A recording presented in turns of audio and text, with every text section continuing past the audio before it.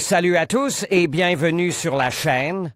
Je m'appelle Émile Garnier et ici, on parle de voitures sous tous les angles, entretien, astuces pratiques, fonctionnement des moteurs et bien plus encore. Si vous voulez mieux comprendre votre véhicule et éviter les erreurs coûteuses, vous êtes au bon endroit. Pensez à mettre un j'aime, à vous abonner à la chaîne et à regarder la vidéo jusqu'à la fin. Vous y trouverez des infos vraiment utiles. Conduire aussi vite que possible. Nous avons déjà examiné en détail le fonctionnement de la pédale d'accélérateur électronique. La pédale d'accélérateur électronique, elle n'a pas de lien direct avec l'accélérateur, et tout ce qu'elle peut faire, c'est transmettre une demande de couple du conducteur, souhait du conducteur, à l'unité de contrôle du moteur. L'EQ décide du nombre de newton-mètres de couple qu'il autorise le moteur à produire. Dans ses calculs, il tiendra compte des demandes internes pour le fonctionnement des périphériques, climatiseurs, alternateurs, pompes d'accélération, ventilateurs du système de refroidissement et autres dispositifs, et des pertes dans la transmission.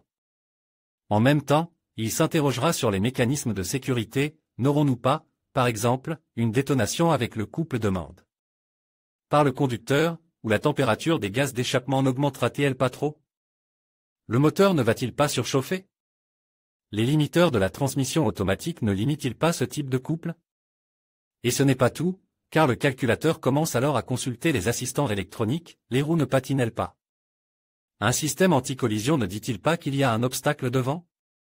Si c'est le cas, le calculateur n'autorisera pas les actionneurs à produire le couple demande, ce qui est dangereux. Cela signifie que le conducteur ne décide pas vraiment de quoi que ce soit. Il peut seulement demander un certain couple à l'EQ. Et c'est l'EQ qui décidera de lui donner ou non ses newton-mètres. Tout ceci est une description extrêmement simplifiée mais suffisante du principe de fonctionnement du modèle mathématique de contrôle du moteur base sur le calcul du couple requis. Droit de travers. En mathématiques, il existe un concept de fonction exponentielle et, sous une forme simple, le graphique de l'exposant y égale x ressemble à une courbe, appelée exposant. Si nous imaginons la dépendance entre la position de l'accélérateur et le couple sous forme de graphique, nous n'obtiendrons qu'un exposant, et non une ligne droite. Comme nous avons déjà constaté que cette dépendance est déterminée exactement par les algorithmes de l'EQ, et non par un impact direct du capteur de position de la pédale d'accélérateur sur l'accélérateur, la courbe dépend tout d'abord uniquement des subtilités du logiciel de l'unité de contrôle du moteur. Théoriquement, cette courbe peut être redressée, mais dans la pratique, cela ne se fait presque jamais pour plusieurs raisons. Tout d'abord, la dépendance non linéaire est une chose à laquelle nous sommes habitués. Je reconnais que cela semble étrange. Il semble qu'à l'époque des voitures équipées d'un câble d'accélérateur, nous aurions dû être habitués à une dépendance linéaire. En fait, ce n'est pas le cas. En effet, à l'époque, l'accélérateur servait à régler le régime des moteurs atmosphériques de faible puissance, et non le couple. Et la dépendance du couple par rapport au régime n'est pas tout à fait simple non plus. Certes, on peut trouver des zones de dépendance linéaire sur les graphiques VSH, mais il ne s'agit que de certaines zones, et il n'y a pas de dépendance directe à toutes les positions de la pédale d'accélérateur.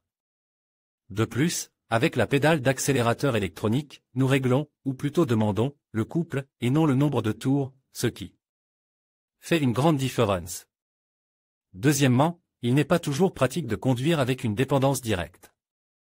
Si nous parlons d'un moteur VAZ 2123 de faible puissance sur la Niva, alors oui, le programme, redressement, de l'exponentielle peut être à son avantage. Dans tous les cas, la réponse à la pédale semblera plus vive. Mais dans le cas des moteurs puissants plus modernes, une réponse vive n'est que néfaste, il suffit de caresser un peu la pédale d'accélérateur, et la voiture décoller de l'endroit en patinant.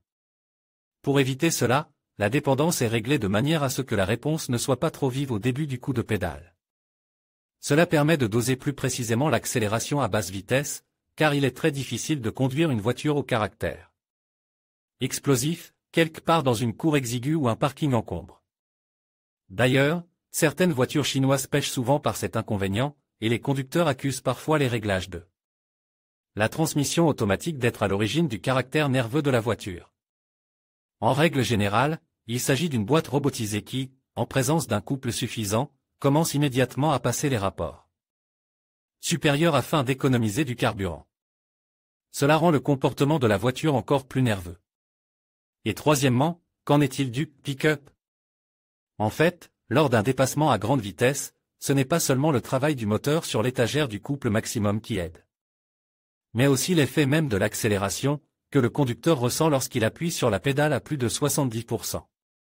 En d'autres termes, il s'agit de la partie du graphique de la dépendance exponentielle, où la réaction à la pression exercée sur la pédale devient la plus aiguë. C'est la non-linéarité de la dépendance de la position et de l'accélérateur qui permet de ressentir au moins une certaine accélération à haut régime, même sur des moteurs atmosphériques de faible puissance. Redressé ou courbé?